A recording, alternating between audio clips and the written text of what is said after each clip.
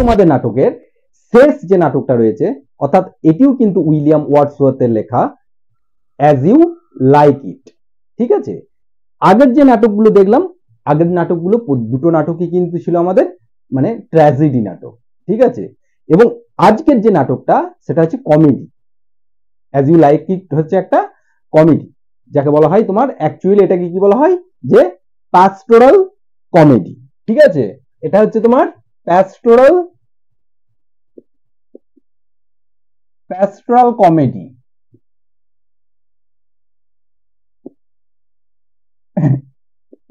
as you like it, written by William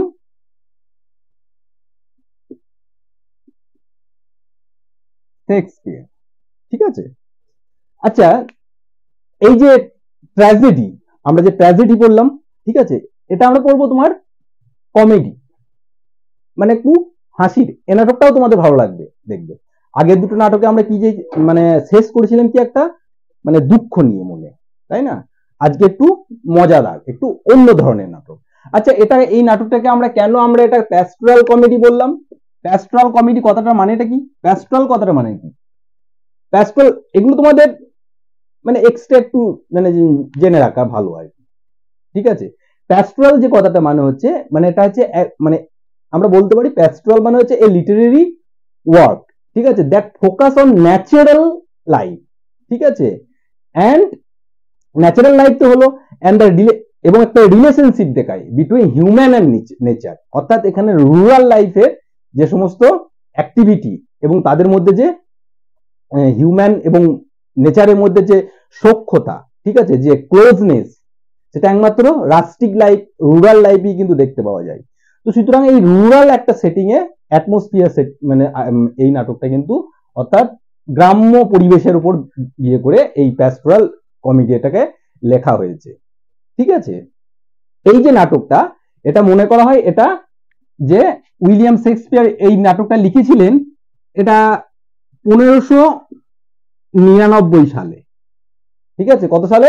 1599 সালে এটা William Shakespeare কিন্তু মনে করা হয় লিখেছিলেন। এবার এটা বিবাদাস্পদ, আরো কেউ একটু আগেও বলে, কেউ পিছেও বলে, কিন্তু এটা পাবলিশ কত সালে হয়? ঠিক আছে, এটা পাবলিশ কত সালে হয়? পাবলিশড হয় 1603 সালে। পাবলিশ হয় 1603 নয়, 1623 সালে। দেখো একটা জিনিস, প্রত্যেকটা নাটকের আমরা ইন্ট্রোডাকশনে আমরা কি বল দেখলাম যে প্রত্যেকটা নাটক কিন্তু পাবলিশ হচ্ছে 1623 সালে। দেখো আগের নাটকেও দেখো, ওথেলো 1623, ম্যাকবেথও কিন্তু 1623, এই 1623-এ পাবলিশ হচ্ছে। অর্থাৎ এই 1623 একটা নিশ্চয়ই কোনো একটা ঘটনা আছে, তার নাটকগুলো কিন্তু 1623-এই পাবলিশ হচ্ছে। সেটা অন্যান্য রাজসভায়, যেমন তোমাদের ম্যাকবেথ, ঠিক আছে, ম্যাকবেথ প্রথম রাজসভায় হয়েছিল কত সালে? তোমার কিং জেমস 1 এর রাজসভায় হয়েছিল। ঠিক আছে, তোমার 1603, কিন্তু পাবলিশ হয়েছিল কত? 1623। প্রথম যখন এই নাটকটা পাবলিশ হয় সেটা হয়েছিল কোথায়? হয়েছিল ফার্স্ট ফোলিও। ফার্স্ট ফোলিও, এই ফার্স্ট ফোলিওটা কি? এই ফার্স্ট ফোলিও হচ্ছে অর্থাৎ শেক্সপিয়ারের মৃত্যুর 7 বছর পর 1923 সালে এই তার যে দুজন বন্ধু ছিল, ঠিক আছে, সেই দুজন বন্ধু মিলে কি করে একটা পাবলিক অর্থাৎ একটা সংকলন, একটা কালেকশন তৈরি করে। সেখানে শেক্সপিয়ারের মোটামুটি 36টা মানে একদম যে ওয়ার্ক, গ্রেট ওয়ার্ক, অর্থাৎ বিভিন্ন নাটক থেকে আরম্ভ করে এই জিনিসগুলো নিয়ে একটা পাবলিকেশন, একটা সংকলন করা হয়। সেই সংকলনের সেইটা কি বলা হয়? ফার্স্ট তোমার ফোলিও। তো এই ফার্স্ট ফোলিওতে কিন্তু 1623 খ্রিস্টাব্দে প্রথম এটা কিন্তু পাবলিশ হয়। বোঝাতে পারলাম? তাহলে এটা কি? এটা একটা হচ্ছে তোমার প্যাস্টোরাল কমেডি, ঠিক আছে, যেটা রুরাল সেটিং এর উপর। প্যাস্টোরাল মানেটাও আমরা কি বললাম, যেটা হচ্ছে তোমার ন্যাচারাল এবং নেচারের সাথে হিউম্যান লাইফের একটা ক্লোজনেস বোঝাবে, অর্থাৎ তার উপরে লিটারেরি যে work that focus on natural life and the relationship of human and nature, তাই তো? নাটকটার নাম কি? As you like it, written by William Shakespeare. 1599 সালে এটি তিনি লিখেছিলেন এবং প্রথম এটা পাবলিশ হয়েছিল কত? 1623 সালে ফার্স্ট ফোলিওতে। ঠিক আছে, ফার্স্ট ফোলিওটা কি? এটা বললাম, এটা তার শেক্সপিয়ারের 36 যে গ্রেট ওয়ার্ক আছে তার একটা সংকলন, অর্থাৎ সবগুলো নাটক নিয়ে একটা বই আকারে যখন পাবলিশ হয়, সেই প্রথম এটা হচ্ছে তার দুই বন্ধু মিলে কিন্তু এটাকে, তার মৃত্যু 7 বছর পরে এটা 1623 সালে এটা পাবলিশ করেছিল। অর্থাৎ এটা পাবলিশ না হলে এত সুন্দর সুন্দর নাটকগুলো হয়তো আমরা হারিয়েই যেত অনেক কিছু কিছু। তো আজকের আমরা যে ইয়েটা, এগুলো আমরা মুছে নিই। দেখো আজকের যে নাটকটা আমরা পড়বো, অর্থাৎ অ্যাজ ইউ লাইক ইট। ঠিক আছে, এই অ্যাজ ইউ লাইক ইট নাটকটা যে প্যাস্টোরাল কমেডি যেটা আমরা বললাম, সেটা কিন্তু একটু মজাদার নাটক। অন্যান্য আগের দুটো নাটক পড়ে আমাদের কি হয়েছে? আমাদের একটু মনে একটু দুঃখ পেয়েছিলাম আমরা। ঠিক আছে, কিন্তু আজকে আমরা এই নাটকটাকে পড়ে একটু দেখবে, একটু মজা লাগবে না, তাই না? বিভিন্ন রকমের ছোট ছোট জিনিস। এই ঘটনা শেক্সপিয়ারের সমস্ত ইউরোপের, যেহেতু ইউরোপ, শেক্সপিয়ার নিজের একজন কি ছিলেন? ইংল্যান্ডের ছিলেন। তো ইউরোপেরই একটা দেশ রয়েছে যার নাম হচ্ছে ফ্রান্স।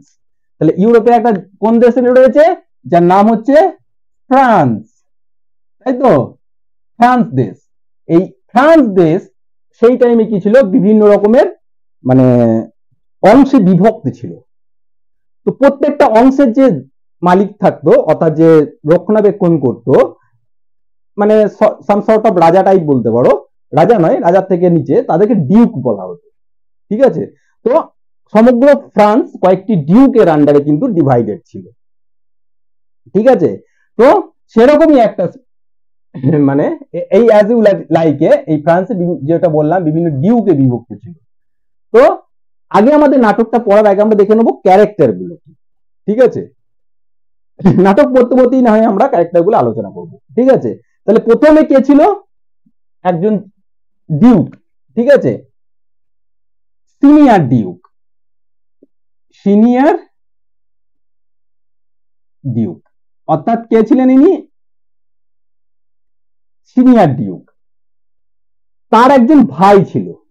আমাদের নাটক সমস্ত বললাম না, গল্প শুরু হয়, রাজা ছিল, রানী ছিল, আর তার সাথে সাথে কি ছিল? ভাই, এই এক বোন ছিল, এই সমস্ত। তো একটা দেশ ছিল ফ্রান্স। ঠিক আছে, ফ্রান্স রাজ্য অনেক মানে বিভিন্ন অংশে ভাগ ছিল, একটা বিভিন্ন অংশের প্রধানকে ডিউক বলা হতো। তো একটা অংশের যে ছিল প্রধান ছিল, তার নাম হচ্ছে সিনিয়র ডিউক, অর্থাৎ সে বয়স হয়ে গেছে, সেজন্য তাকে সিনিয়র ডিউক। এর একটা ভাই ছিল।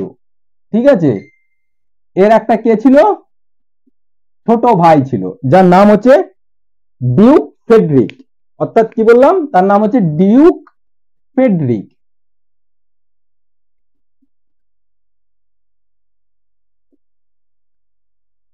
কে ছিল? এর ভাই। এই ডিউক ফ্রেডরিক যে ছিল, এ কিন্তু মোটেও কিন্তু একটা সুবিধাবাদী, মানে খুব একটা মানে ভালো লোক তিনি ছিলেন না। এ ছিলেন ন্যায়পরায়ণ। ঠিক আছে, বয়স হয়ে গিয়েছিল। এবং আমাদের দেখো প্রত্যেকটা বাড়ি থেকে ভাইয়ে ভাইয়ে কি, তাই বাড়িতে কিন্তু ভাইয়ে ভাইয়ে অশান্তি, জমি জায়গা সম্পত্তি, তো এই সমস্ত জিনিস নিয়ে অশান্তি লেগেই থাকে। তো এই দুই ভাইয়ের মধ্যেও কিন্তু অশান্তি। এই ভাই কিন্তু অশান্তি করতে অতটা ইয়ে নয়, কিন্তু এর সবসময় একটা টেন্ডেন্সি থাকে, এর রাজত্বটাকে কিভাবে ও হাতিয়ে নিতে পারে। ঠিক আছে, এর যে রাজত্ব সেটাকে ওভাবে কিভাবে হাতিয়ে নিতে পারে, সেই জন্য একে কি বলা হচ্ছে এখানে তোমাদের বইয়ে প্রথমেই কি বলা আছে? যে যে ইউসার্পার। ঠিক আছে, প্রথমে একে বলা হয়েছে কি? ইউসার্পার। উচ্চারণ ইউ ইউ সার্পার, যার মানে হচ্ছে জবরদখলকারী।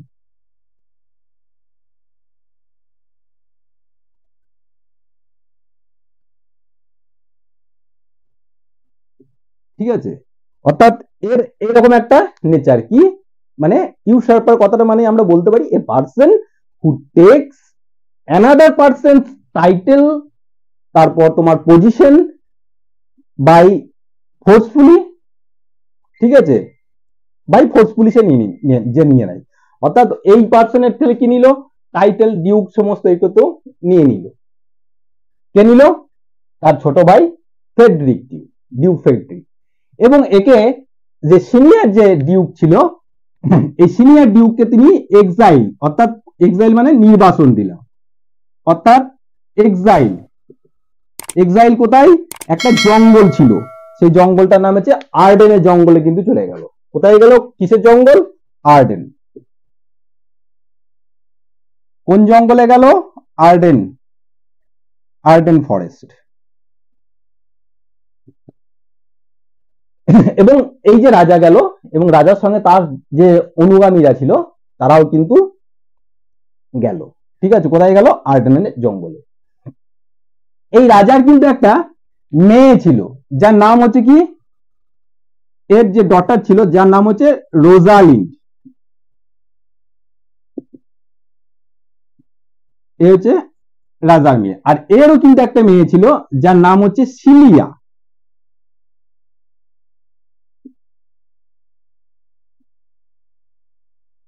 অর্থাৎ এ হচ্ছে এর ডটার, তার সিনিয়র ডিউকের ডটার,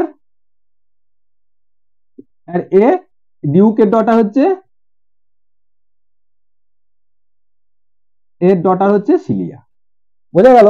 অর্থাৎ এর রাজত্ব, এর সমস্ত কি হচ্ছে, যে একজন জবরদখলকারী, এ সমস্ত কিছু নিলেন এবং একে কোথায় পাঠালো? বনে পাঠালো, বনে নির্বাসনে দিল। তো এই রাজা যে গেল, অর্থাৎ সিনিয়র ডিউক যে বৃদ্ধ ডিউক, তার সাথে সাথে তারও তো নিজস্ব কিছু অনুগামী লোক থাকে যারা প্রকৃতিকে ভালোবাসে, যারা ক্ষমতাকে নয়। তো তারাও কিন্তু তার সাথে কোথায় গেল? এই বনে, কিন্তু কোন বনে এলো? এই আর্ডেন বনে কিন্তু তারা চলে এলো। বোঝা গেছে? এবং এই বনে আসার পরেও এই যে দুই বোন, ঠিক আছে, এরা হচ্ছে রোজালিন্ড এবং সিলিয়া হচ্ছে দুই বোন। এই দুই বোনের মধ্যে সখ্যতা এমনই, অর্থাৎ দুই বোনের মধ্যে এমনই খুঁড়তুতো বোন হচ্ছে, তো নিজের বোন না হলো কাকার মেয়ে, তো এতই দুজনের মধ্যে মেলামেশা। তো কি হচ্ছে, যে রোজালিন্ড যদি বললো যে ওই মানে সিলিয়ার বাবাকে বললো, রোজালিন্ড যদি বনে চলে যায় কিন্তু আমিও কিন্তু বনে চলে যাই। ঠিক আছে, সুতরাং ডিউক ফ্রেডরিককে কিন্তু রোজালিন্ডকে তার রাজপ্রাসাদে রাখতে বাধ্য হলো। এবং এই দুই বোনের মধ্যে খুবই মেলামেশা। ঠিক আছে, এই দুই বোনের মধ্যে খুবই মেলামেশা। এদিকে সিনিয়র ডিউক যখন জঙ্গলে চলে আসে, ঠিক আছে, জঙ্গলে একটু একটু অলস একটা লাইফ সে লিড করতে থাকে তার অনুগামীদের সাথে। ঠিক আছে, সে গ্রীষ্মের দুপুরে সে গাছতলায় বসে বসে কি দেখে? হরিণের খেলা দেখে। ঠিক আছে, হরিণ, বিভিন্ন রকম পশু পাখির গান, হরিণ এই সমস্ত খেলা করছে, এগুলো দেখে। আবার শীতকালে কিন্তু তাদেরকে ওই হরিণগুলো কি মেরে খেতে হয়। এই জিনিসটা কিন্তু তাকে খুব বেদনা দেয়, কিন্তু কিছু করার তো নেই। ঠিক আছে, তাদেরকে তো বেঁচে থাকতে গেলে কিছু তো খেতেই হবে। ঠিক আছে, যদি টিকটিকিকে যদি বেঁচে থাকতে হয় তাহলে তাকে কিন্তু আরশোলা খেতেই হবে। সে তো বক ধার্মিক হয়ে তো লাভ নেই, সন্ন্যাসী হয়ে তো সে তো বেঁচে থাকতে পারবে না। তো সুতরাং তাদেরকে খাবার জন্য তাদেরকে হরিণগুলোকে মেরে তাদেরকে খেতে হতো, তো অবভিয়াসলি তাদের একটু কষ্ট হতো। এবং সেখানে বসে বসে সে কিন্তু রিয়েলাইজ করতে পারে এবং প্রকৃতির সঙ্গে একাত্ম ফিল করতে পারে।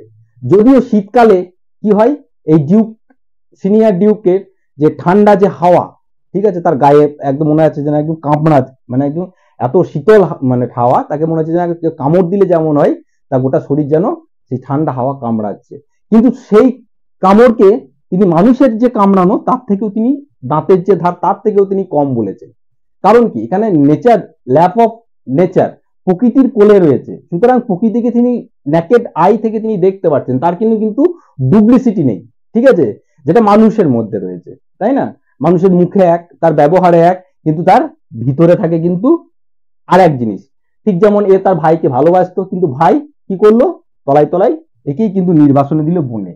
ঠিক আছে, অর্থাৎ এই যে মানুষের যে কি বলবো, যে ব্যভিচার, ঠিক আছে, এই যে অ্যাক্টিং করার, প্রতারণা করার, সে প্রকৃতির মধ্যে সেই প্রতারণা জিনিসটা নেই। এবং ডিউক আস্তে আস্তে কি হলো? প্রকৃতি প্রেমী হয়ে গেল। প্রকৃতি প্রেমী, প্রকৃতি প্রত্যেকটা জিনিসকে সে আরো ভালোভাবে সে কাছে করে অনুভব করতে শিখলো। ঠিক আছে, তো এই মতো অবস্থায় রোজালিন্ড এবং সিলিয়া তো কোথায় রয়ে গেল? রোজালিন্ড তো, এ তো ওর বাবা তো বনে চলে গেল, এ তো রাজপ্রাসাদে রয়ে গেল। তো সিলিয়া সবসময় চেষ্টা করতো, যেহেতু ওর বাবার জন্য মন খারাপ থাকতো, এবং যে সবসময় ওকে নানান রকম কথা বলে ওর মনটাকে ভালো রাখার চেষ্টা করতো। তো এরকম অবস্থায় কি হয় যে হঠাৎ একদিন তারা কথা বলছে, তো দূত অর্থাৎ তাদের যে দূত তারা এসে খবর দিল রাজসভাতে কি হচ্ছে, রাজসভাতে একটা মল্লযুদ্ধ হবে, রেসলিং ম্যাচ হবে। কি হবে? রেসলিং ম্যাচ কিন্তু হবে। এবং সেই রেসলিং ম্যাচে কে পার্টিসিপেট করবে? একটা যুবক, ঠিক আছে, এবং একজন প্রফেশনাল যে রেসলার, প্রফেশনাল রেসলার মানে একদম হাট্টা কাট্টা বডি নিয়ে তার রেসলিং করাই তার পেশা, পেশাদারিত্ব। আর এক যে যুবকটা রয়েছে সেই যুবকটা হচ্ছে পাতলা পিটপিটে একদম, ঠিক আছে, মানে একটা আনইভেন একটা কম্পিটিশন। সেই যুবকটার নাম কি? সেই যুবকটার নাম হচ্ছে তোমার অরল্যান্ডো, ঠিক আছে, অরল্যান্ডো। তাহলে অরল্যান্ডো সঙ্গে ম্যাচ কার হবে? একজন রেসলার,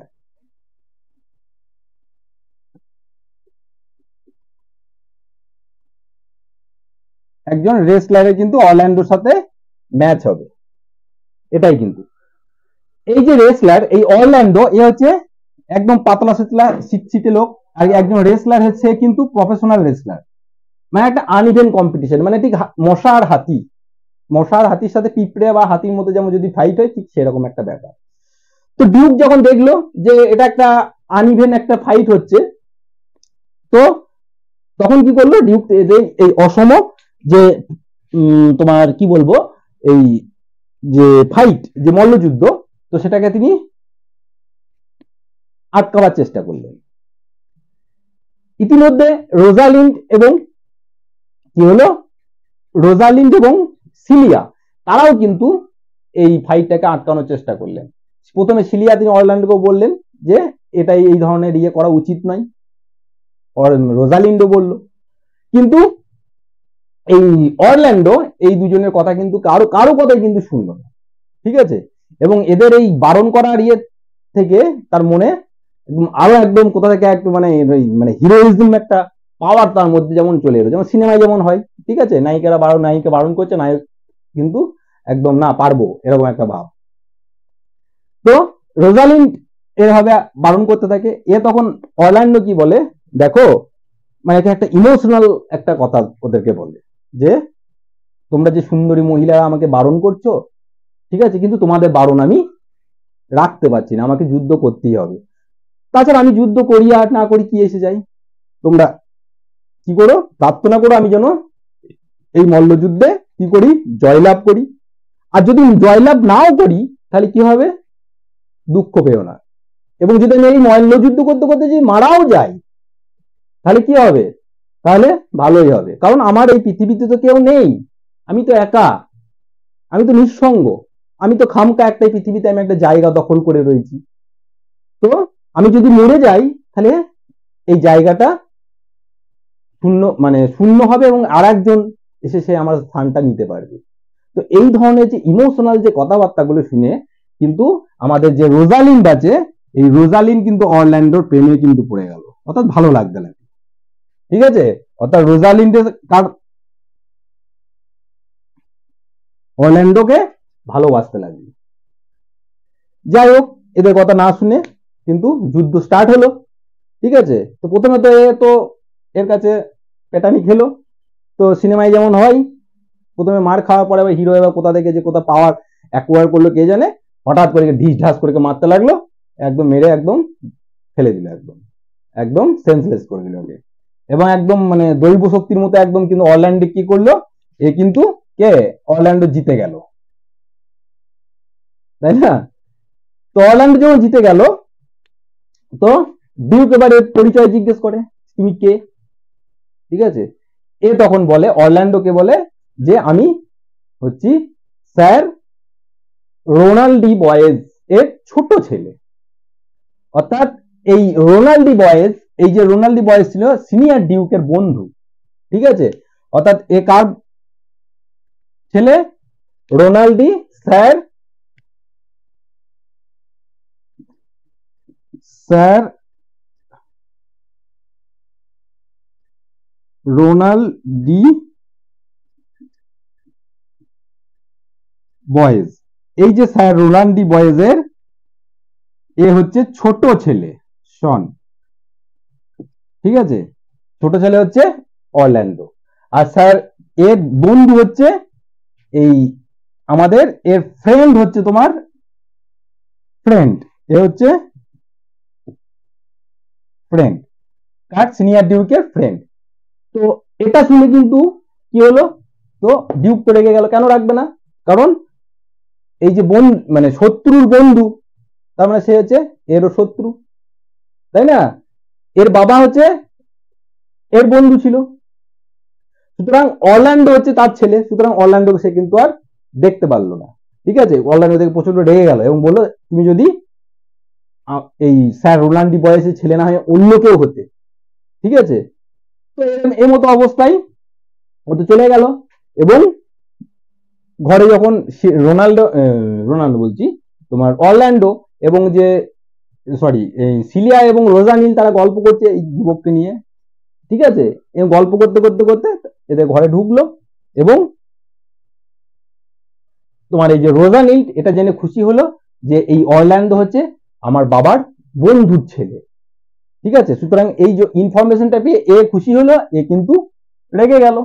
তো এরা এদেরকে নিয়ে অরল্যান্ডোকে, এই দুই বোন অরল্যান্ডোকে নিয়ে আলোচনা করছে, সেই টাইমে অরল্যান্ডো গেল, ঠিক আছে, এবং এ রোজালিনটাকে একটা গলার হার কিন্তু অরল্যান্ডোকে উপহার দিল, ঠিক আছে, তাদের ভালোবাসার চিহ্ন হিসাবে, এবং বলল যেহেতু সে নিজেই আশ্রিতা রয়েছে তার কাকার কাছে, এর থেকে কিছু দেবার ক্ষমতা কিন্তু এখন নেই, যদি থাকতো তাহলে কি হতো, আরো বেশি কিছু কিন্তু তাকে দিত।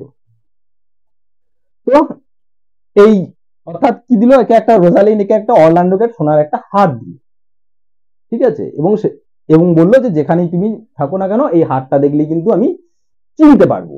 তো এমতো অবস্থায় অরল্যান্ডো চলে যায় এবং রোজালিন্ড এবং সিলিয়া মেয়েদের মধ্যে যেমন হয়, ঠিক আছে, কারো প্রেমে পড়েছে তো সেই নিয়েই গল্প করছে, তোর বাবা কিন্তু অলরেডি রেগে বোম হয়ে রয়েছে, তো তাদের ঘরে আসে এবং দেখে এরা এই দুই বোন কিন্তু অরল্যান্ডোকে নিয়ে গল্প করছে, ঠিক আছে, এবং অবশেষে বলে এবং রেগে গিয়ে বলে যে রোজালিনকে কি করতে হবে, তোমাকেও কিন্তু বাবার কাছে বনে এই আর্ডেনের জঙ্গলে তোমাকেও কিন্তু চলে যেতে হবে, ঠিক আছে, আর তোমাকে এখানে তোমার জায়গা এখানে নেই। তখন সিলিয়া কিন্তু প্রোটেস্ট করে, এবার ডিউক তখন বলে না, এই এই যে রোজালিনকে তুমি সবসময় কি করো, তুমি যে এই যে মানে কি বলে প্যাম্পার করে রাখো না, এটা কিন্তু ঠিক নয়, এই রোজালিন আছে বলেই কিন্তু লোকেরা তোমাকে তোমাকে বেশি কেয়ার করে না, সবাই কিন্তু এর প্রতি বেশি ধ্যান দেয়, তাই না, অর্থাৎ ডিউক কিন্তু তার নিজের মেয়ের কান ভাঙাতে লাগলো, সে যেন রোজালিন্ডের বিপক্ষে হয়ে যায়, কিন্তু তাদের মধ্যে দুই বোনের মধ্যে এতটাই সখ্যতা ছিল, তার বাবার কথা কিন্তু তাদের সিলিয়ার কথা মানে ওপর কোনো এফেক্টই পড়লো না, এবং যেহেতু দেখলো বাবা সিলিয়া রিকোয়েস্ট করলো কিন্তু ডিউক কোনো মতেই মানলো না, বললো তোমার আমি অনেক কথা শুনেছি, আর নয় রোজালিনকে তার বাবার আর মানে যে বোনে রয়েছে বোনে নির্বাসিত হতেই হবে, তাকে আর ইয়েতে থাকা যাবে না, রাজপ্রাসাদ থাকা যাবে না।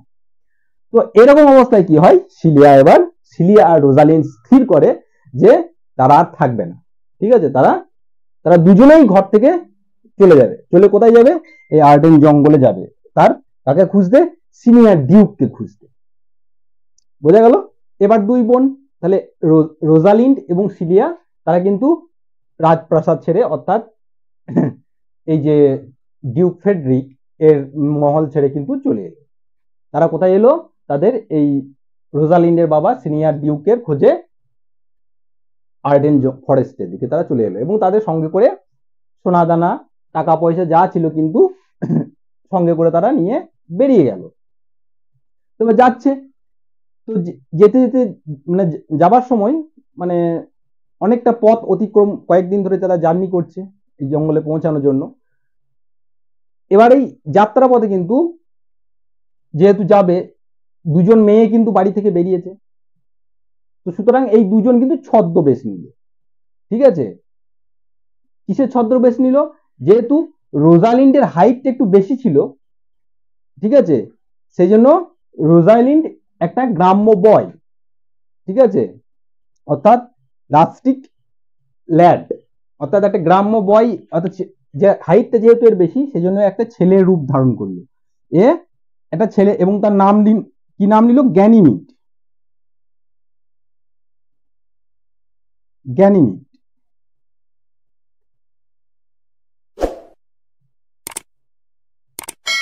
কি নাম নিল? এ হচ্ছে ল্যাড, অর্থাৎ সে একটা ছেলের রূপ ধরলো।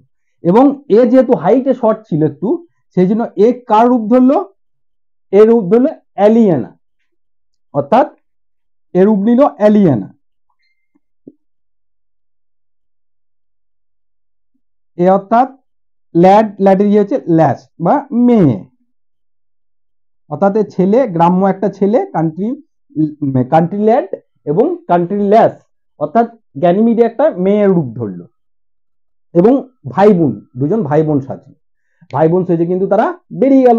তো বেরিয়ে গিয়ে তারা বহু দূর ধরে অতিক্রম করছে, অনেকটা জঙ্গলের মধ্যে দিয়ে যাচ্ছে। এবং যেহেতু তারা রাজপ্রাসাদে থেকে অভ্যস্ত, ঠিক আছে, দেখো তাহলে দিদির জন্য কি করছে, একদম রাজপ্রাসাদও কিন্তু এত মনে মনে মিল, এ সদ্য ছেড়ে দিল। এবং এদের নাম দুটো মনে রাখবে, রোজালিন্ড এবং গ্যানিমিড একই ব্যক্তি, এর ছদ্মবেশ নাম। এবং সিলিয়া এবং ওর যে নাম অ্যালিয়ানা, সেও কিন্তু একই ব্যক্তি, এদের ছদ্মনাম। তো এই ছদ্মনামেরা নিয়ে ভাই বোন সেজে কিন্তু জঙ্গলে এবার যাচ্ছে। যেতে যেতে একদম ক্লান্ত হয়ে পড়েছে, আর কিন্তু যেতে পারছে না, মরে যাবে, খিদে চোটে মরে যাচ্ছে আর কি, এমন অবস্থা। এবং সেই জন্য তারা একটা কোনো সরাইখানা বা কোনো রেস্ট রুম টাইপের কোথাও খুঁজছিল, কিন্তু তারা কোথাও কিন্তু সেই জায়গা কিন্তু খুঁজে পেল না। তো সুতরাং খুঁজতে খুঁজতে খুঁজতে খুঁজতে সামনে একজন দেখছে, একজন কান্ট্রিম্যান, একটা গ্রাম্য একটা লোক, কান্ট্রিম্যানের সাথে, গ্রামের একটা লোকের সাথে দেখা হলো। এবং তাকে জিজ্ঞাসা করলো যে এখানে কোনো রেস্ট রুম বা থাকার জায়গা কোথাও পাওয়া যাবে? তো সে বললো না, সে সেই যে গ্রামের লোকের সঙ্গে দেখা হয়েছিল, সে অ্যাকচুয়ালি ছিল একজন মেস পালক, একদম যে তার মেস পালকের যে সার্ভেন্ট, ঠিক আছে, অর্থাৎ যে যে সেফার্ড যে সার্ভেন্ট কে ছিল, সেই যার সাথে দেখা হলো এই দুজনের, এই গ্যানিমিড এবং অ্যালিয়নার এই দুজনের দেখা হলো, এই দুজন হচ্ছে তোমার ওই মেস পালকের সেই ভিত্তের বা চাকরের সাথে দেখা হলো। এবং ওকে বললো তো পাওয়া যাবে নাকি টাকা পয়সা, তোমরা নাও, আমাদেরকে কিছু খাওয়ার ব্যবস্থা করে দাও। তো ও বললো আমার যে মালিক আছে সে কিন্তু ঘরটা বিক্রি করে দেবে, ঠিক আছে, সুতরাং চাইলে তোমরা সেখানে রেস্ট করতে পারো, ঠিক আছে, কিন্তু সেখানে সেরকম বিশাল কিছু বন্দোবস্ত কিন্তু নেই, ঠিক আছে। তো সে এখানে গেল, তারা সেখানে গেল, গিয়ে ওই যে কান্ট্রিম্যান, ওই যে গ্রামের লোকের সাথে সাথে দেখা হলো। এবং যে মেস পালক যে বাড়িটি বিক্রি করে দিতে চাইছিল, সেই বাড়িটিকে এবং তার সাথে সাথে তাদের সাথে যে টাকা পয়সা ছিল সেইগুলো দিয়ে সেই বাড়িটাকে এবং কিনে নিলেন। এবং তার সাথে সাথে মেসগুলোকে, অত ভেড়াগুলোকেও কিনে নিলেন। এবং যে লোকটা তার ভেড়া চড়াতো সেই লোকটাকেও কিন্তু তাদের সাথে তিনি রেখে দিলেন, বোঝা গেল। এবং তারা এই দুজন প্রথমে কি করলো, অর্থাৎ তারা মেস পালক এবং মেস পালিকা হিসেবে তারাও কিন্তু একটা এই লাইফ স্টাইল কিন্তু তারা নিজেকে ভাবলো, আমরা মেস পালক মেস পালিকা, ঠিক আছে। তো এই ভাই বোন হিসাবে তারাও কিন্তু এই লাইফটা কিন্তু লিড করতে লাগলো। এবং কি করছে, এবং তাদের অ্যাকচুয়াল উদ্দেশ্য কি, তাদের সিনিয়র ডিউক অর্থাৎ এই আর্ডেন ফরেস্টে, অর্থাৎ এই সবাই কিন্তু এসে দেখো আস্তে আস্তে কিন্তু এই ফরেস্টে এসে পৌঁছাচ্ছে, ঠিক আছে, মানে এই আর্ডেন ফরেস্ট এসে পৌঁছাচ্ছে। এদেরও কিন্তু এরা রাজমহল ছাড়লো এবং ছেড়ে এদেরও ডেস্টিনেশন কিন্তু এই ফরেস্টেই কিন্তু এদের ডেস্টিনেশন, ঠিক আছে। এরাও কিন্তু ফরেস্টে এসে কিন্তু পৌঁছালো। এবার তারা এই দুজন যে এই লাইফটা লিড করছিল এতে তো অভ্যস্ত হয়ে গেল। এবং তার সাথে সাথে গ্যানিমিড বা রোজালিন্ড এই অরল্যান্ডোর কথা, ঠিক আছে, এই অরল্যান্ডের কথাও কিন্তু মনে করতে লাগলো। তো এই মতো অবস্থায় কি হয় যে এখানে এদের প্লটটা শেষ হয়, এরা এই লাইফস্টাইলে কিন্তু সেটেল হয়ে গেল। এবার 2 নম্বর প্লট স্টার্ট হচ্ছে, কি, যে এই যে রোনাল্ডোর স্টোরিটা, অর্থাৎ এই যে রোনাল্ডো বলছি, অরল্যান্ডো যখন যুদ্ধ করার সময় যে একটা ইমোশনাল যে কথা, মল্লযুদ্ধ করার সময় ইমোশনাল কথাটা বলেছিল, এবার সেটা আমরা এবার জানতে পারবো। অ্যাকচুয়ালি কি হয়, এই যে আমরা কি বললাম যে অরল্যান্ডোর বাবার নাম কি ছিল, স্যার রোনাল্ড ডি বয়েজ। এই যে স্যার রোনাল্ড ডি বয়েজ, এ কি ছিল? এর সিনিয়র ডিউকের ফ্রেন্ড। এর ছোট ছেলে হচ্ছে অরল্যান্ডো, এবং এর বড় ছেলের নাম ছিল তোমার অলিভার। ঠিক আছে, বড় ছেলের নাম অলিভার। ঠিক আছে, এবং এই এখন কিন্তু বর্তমানে স্যার রোনাল্ড ডি বয়েজ এ জীবিত নেই, এবং সে যখন মৃত্যু যাত্রায় ছিল তখন তার এই বড় ভাইকে অর্থাৎ অলিভার, এই যে এ হচ্ছে বড় এবং এ হচ্ছে ছোট ভাই, তো সুতরাং রোনাল্ড ডি বয়েজ অলিভারকে বলেছিল সে যেন অরল্যান্ডোর মাতৃরূপে, স্নেহরূপে তাকে যেন বড় করে, তার যেন সমস্ত কিছু যত্ন এবং আচ্ছা করে, ঠিকঠাক তাকে যেন মানুষ করে তোলে। কিন্তু অলিভার তার বাবার কথা রাখেনি। সে কিন্তু অরল্যান্ডোর কোনো কি করেনি, কোনো টেক কেয়ারই করেনি। ঠিক আছে, কোনো দায়িত্বও নেয়নি, এবং সে যাতে ঠিকঠাক পড়াশুনো করতে পারে সেই ব্যবস্থাও কিন্তু সে করেনি। ইভেন আমরা যে দেখলাম যে মল্লযুদ্ধ স্টার্ট হয়েছিল, এই যে একটা আনইভেন একটা যে মল্লযুদ্ধ স্টার্ট হয়েছিল, একটা রেসলিং ম্যাচ স্টার্ট হয়েছিল, সেই ম্যাচের আয়োজনও কিন্তু গোপনে গোপনে কিন্তু এই অলিভারই করেছিল এই ডিউকের রাজসভায়, যাতে কি এই অরল্যান্ডোকে এ কিন্তু মেরে ফেলতে পারে। এ একদম একে সহ্য করতে পারতো না। ঠিক আছে, এ কিন্তু একদম একে সহ্য করছে, যেন তেন পোকারানো। ঠিক যেমন দেখো ভাইয়ে ভাইয়ে ক্লাস, এ যেমন ডিউক ফেডরিক কি করলো, তার দাদাকে তাড়ালো, এখানেও কিন্তু আমরা তাই দেখতে পাচ্ছি যে অলিভার কিন্তু তার ভাইকে মেরে ফেলার জন্য সেও কিন্তু উদ্গ্রীব। এবং সে যখন শুনতে পেলো, কি শুনতে পেলো, যে মল্লযুদ্ধ সে জয়লাভ করেছে, অর্থাৎ সে এখানে এসে পৌঁছাবার আগে খবরটা কিন্তু পৌঁছে গেছে, এই কথাটা শুনে এ কিন্তু একদম আরো একদম তার মাথায় একদম আগুন চেপে গেল, যে যেন তেন প্রকারণে বা কি করতে হবে, অরল্যান্ডোকে মারতেই হবে, তার রাস্তা থেকে সরাতেই হবে। তো এমত অবস্থায় কি করে, সে ডিসাইড করে যে অরল্যান্ডোকে কি করবে, সে যখন রাত্রে ঘুমাবে তার ঘরে এ কিন্তু পুড়িয়ে মারবে, আগুন লাগিয়ে দেবে ঘরে। কেমন বদমাইশ ভাই। ঠিক আছে, এবং সেই কথাটি এদের যে একজন যে সার্ভেন্ট ছিল, অর্থাৎ একজন যে সার্ভেন্ট ছিল যার নাম ছিল, একে আমরা বলতে পারি সার্ভেন্ট, যার নাম ছিল কি, অ্যাডাম। ঠিক আছে, এই অ্যাডাম কিন্তু এই অরল্যান্ডোকে খুব ভালোবাসতো। একে যে অলিভার যে অরল্যান্ডোকে পুড়িয়ে মারবে এই কথাটা, এই প্ল্যানিংটা এ কিন্তু শুনে ফেলে, এবং এ তখন একে বলে যে তোমার দাদা এরকম প্ল্যানিং করছে। ঠিক আছে, এবং তার সাথে এ বলে তুমি কেন এত ভালো মানুষ, তোমার ভালো মানসিকতা সবাই কিন্তু সুযোগ নেয়।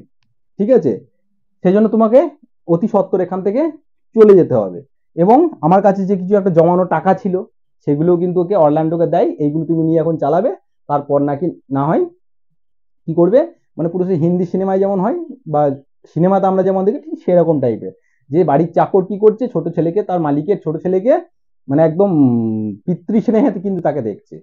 ঠিক আছে, তার সমস্ত রকম কেয়ার করছে, এবং তার যে জমানো পুঁজিটা ছিল তার শেষ জীবনের জন্য সেটাও কিন্তু অরল্যান্ডোকে দিয়ে দিল। ঠিক আছে, এবং লাস্টে অ্যাডাম অরল্যান্ডোকে এটাও বললো যে আমি তোমার সাথে বনে যাব। ঠিক আছে, আমার বয়স হয়ে গেলেও কি করতে পারে, আমি তোমার দেখ রেখ করতে পারবো, কারণ তুমি খুব ভালো, তুমি অতটা বাইরের জগতের সম্পর্কে এই সমস্ত ছল চাতুরি এই সমস্ত বোঝো না, তোমার ভাই যে তোমার যদি ছল চাতুরি করে সেগুলো তুমি বুঝতে পারো, আমি অ্যাটলিস্ট তোমার সঙ্গে একটু থাকবো, আমি এখন কিছু একটু কাজকর্ম করতে পারি।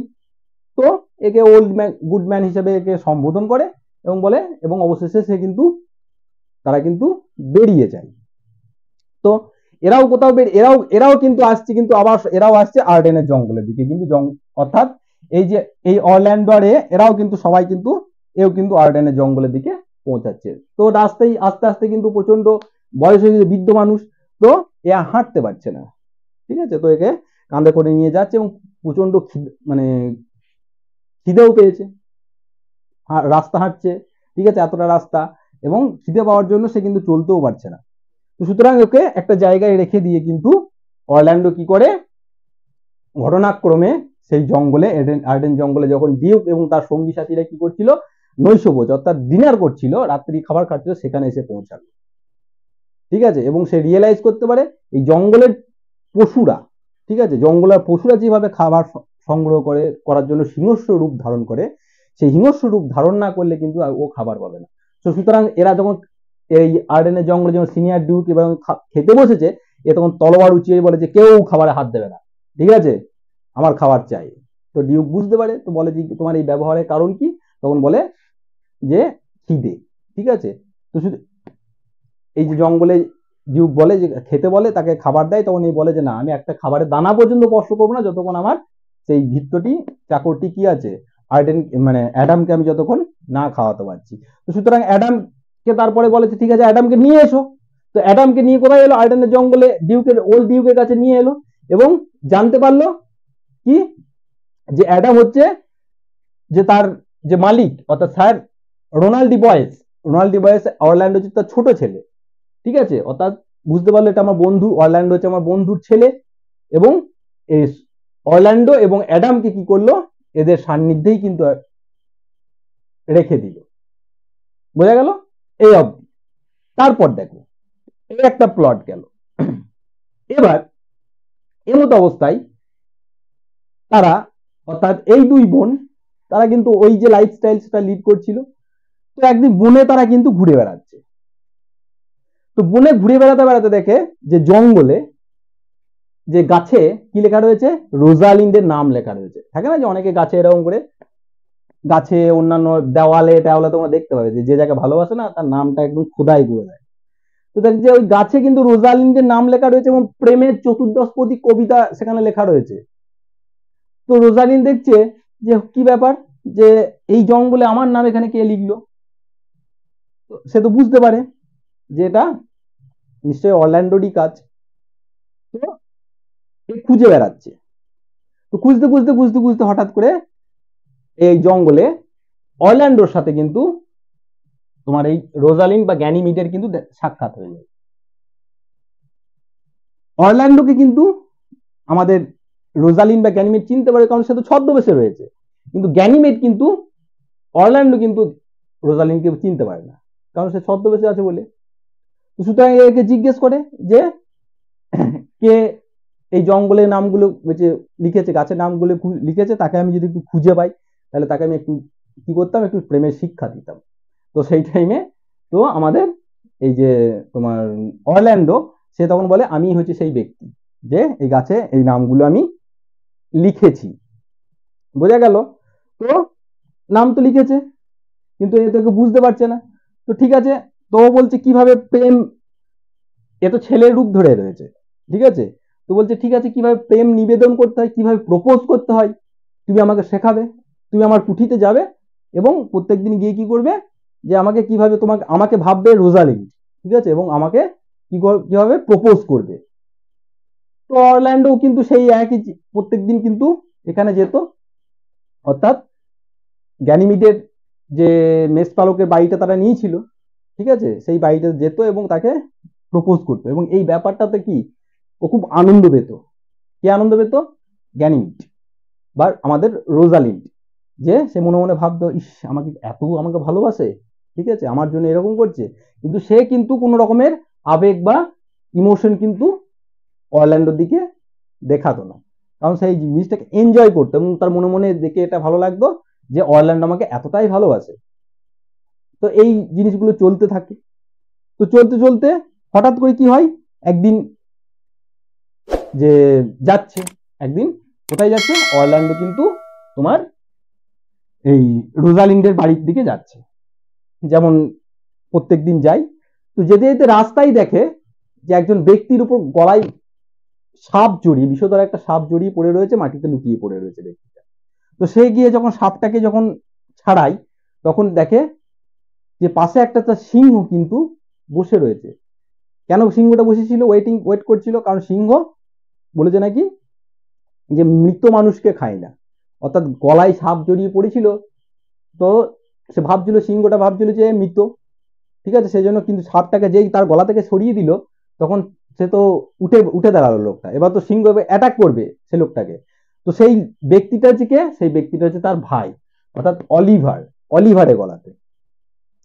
তো এর মতো অবস্থায় জঙ্গল থেকে যখন সিংহটা একে অ্যাটাক করে একে বেরিয়ে মারার জন্য, তো সিংহের সাথে কিন্তু কি হয়, অরল্যান্ডো যুদ্ধ হয় এবং সিংহের থাবাতে অরল্যান্ডো অনেকটা আহত হয় এবং তার ভাইকে অলিভারকে কিন্তু মৃত্যুর হাত থেকে অরল্যান্ডো নিজের প্রাণকে বিপন্ন করে নিজের ভাইকে কিন্তু সেই মানে মৃত্যুর হাত থেকে ফিরিয়ে নিয়ে আসে। তো এই জিনিসটা অলিভারের মনে কিন্তু বিশাল উদ্রেকের সৃষ্টি করে এবং সে তাকে মানে মনোকষ্টতে সে কিন্তু আবার তার ভাইয়ের প্রতি যে বিদ্বেষ ছিল সেই বিদ্বেষটা আস্তে আস্তে আস্তে নষ্ট হয়ে যায় এবং অলিভারকে এবং এ প্রায় প্রায় অজ্ঞান হয়ে যাবার মতো কথা এবং সেই অবস্থায় সে অলিভারকে বলে তুমি রোজালিন্ডের বাড়ি যাও, গিয়ে বলো আজকে আমি কিন্তু ওর বাড়ি পৌঁছাতে পারবো না, কারণ সে ইনজিওর হয়ে গেছে সিংহের থাবা দ্বারা।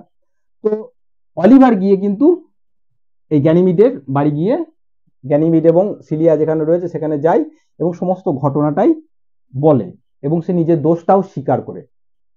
তো এই তার যে স্বীকারোক্তি, ঠিক আছে, তার যে কনফেশন, যে এই ভঙ্গিমাটা দেখে যাই হোক আমাদের অলিভারের সাথে সিলিয়া কিন্তু অলিভারকে ভালোবেসে গেল, অর্থাৎ দুই ভাই জোড়ায় জোড়ায় কিন্তু মিলে গেল, ঠিক আছে, এবং ভালোবেসে ফেলে। এবং তারপরে যখন তারা ফিরে আসে, অর্থাৎ তার বাড়িতে যখন ফিরে আসে, অর্থাৎ অরল্যান্ডোর কাছে যখন অলিভার ফিরে আসে তখন সে বলে সিলিয়ার সঙ্গে তার সম্পর্কের কথা বলে, আমি যে ওই মেয়েটাকে আমার ভালো লাগে ভালোবাসি। তো অলিভার বলে, এই অরল্যান্ডো বলে যে তাহলে তুমি যত তাড়াতাড়ি পারবে ওকে কিন্তু কি করো, বিয়ে করে নাও, ঠিক আছে।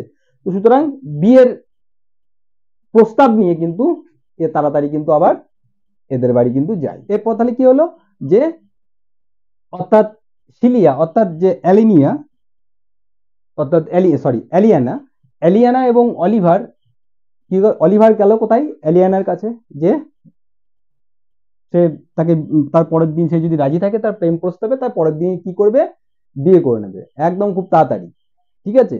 তো এ যখন গেল অর্থাৎ অরল্যান্ডো যখন সিলিয়ার কাছে গেল, এদিকে রোজালিন বা গ্যানিমিড সে কোথায় আসলো, অরল্যান্ডোর কাছে, তার শরীর কেমন আছে সেটা দেখার জন্য আসলো যেহেতু সে আহত ছিল। তো তার ভাইয়ের কথা বললো এবং তারা দুজন আলোচনা করছে যে অরল্যান্ডো বলছে দেখো কিভাবে অলিভার এবং সিলিয়া অর্থাৎ যে অ্যালিয়ানা কিভাবে প্রথম দেখাতেই একে অপরের প্রেমে পড়ে গেছে এবং যে অ্যালিয়ানা যদি সম্মতি দেয় তাহলে কালকেই কি হবে অলিভার আমার বড় ভাইয়ের সাথে কিন্তু বিয়ে হয়ে যাবে, তোমার বোনের কিন্তু বিয়ে হয়ে যাবে। তো এই মতো অবস্থায় ও নিজেও একটু আফসোস প্রকাশ করছে যে ইস, আমার যদি রোজালিন যদি থাকতো তাহলে আমারও কিন্তু কি হতো, এই সময়ে কাল বিয়েটা হয়ে যেত।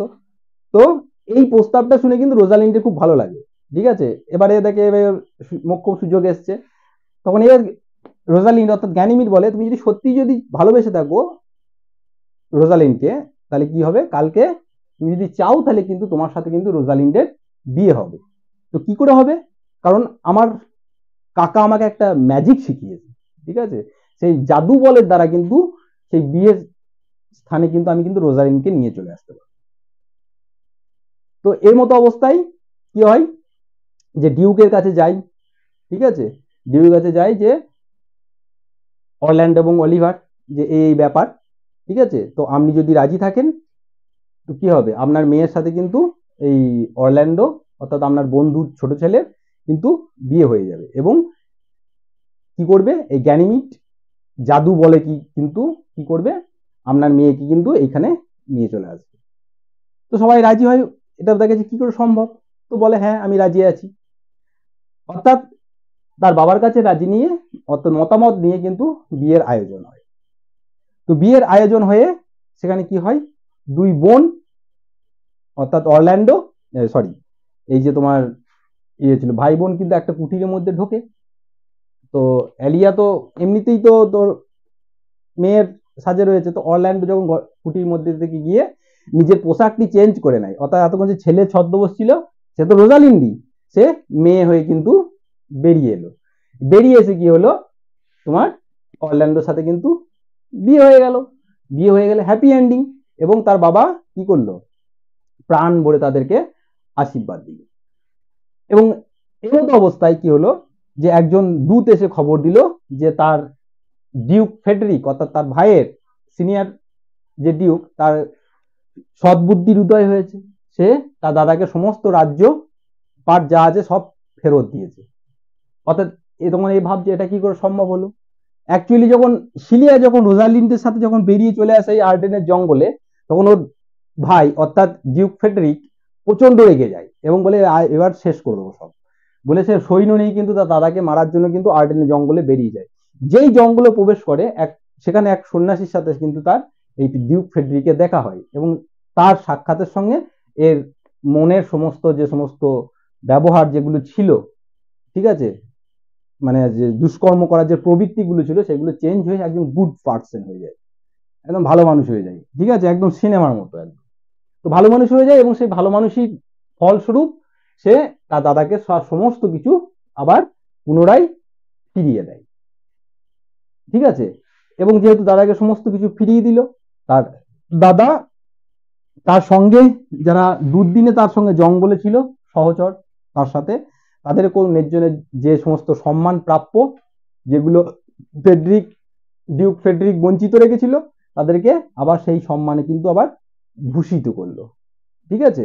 এবং আবার সে তার রাজ্যপাট ফিরে পেল এবং আমাদের অরল্যান্ডোর সাথে কি হলো, তোমার রোজালিন্ডের বিবাহ হলো এবং সিলিয়ার সাথে অলিভারের বিবাহ হলো। এখানে দুজন যে নেগেটিভ ক্যারেক্টার ছিল অর্থাৎ অলিভার এবং ডিউক ফ্রেডরিক, এখানে অলিভারের একটা ঘটনার মধ্যে দিয়ে তার ভাইয়ের প্রতি যে বিদ্বেষ ছিল সেটা কিন্তু চেঞ্জ হয়ে গেল। এও কিন্তু একটা সন্ন্যাসী, এরও কিন্তু বিদ্বেষটাকে, মনের বিদ্বেষটাকে, কালিমাটাকে মিটিয়ে আবার একটা সুপথে পরিচালিত করলো।